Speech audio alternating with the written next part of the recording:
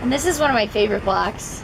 So my first week at Axe, Mike took me down this block, and I know you've already heard my spiel before, but almost every single house on this block has been touched by Axe or has had an Axe homeowner in it at some point.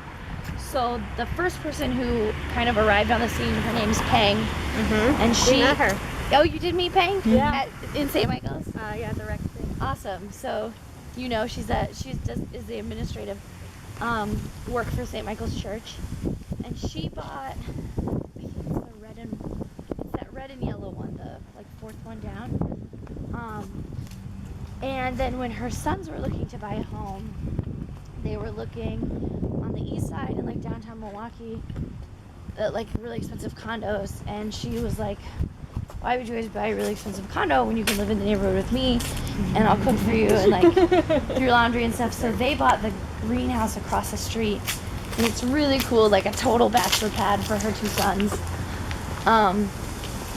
And then slowly, because this strong family had moved in, other people were noticing that it's a good block. So I don't know, I like to think about how I feel when I'm on a block, and there's some blocks in the city of Milwaukee where there's a lot of boarded up houses, yards aren't taken care of. There's a lot of really difficult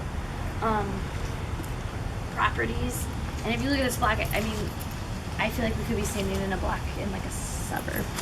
It's just almost all homeowners. Everybody's taking care of their yard, taking care of their property. The houses are cool looking. They're colorful and unique.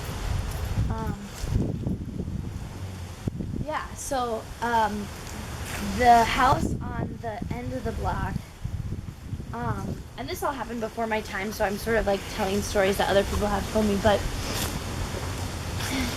the house on the end of the block was owned by an ex-homeowner at one point, and then he rehabbed it and sold it to somebody else, and Axe was completely not involved in the deal.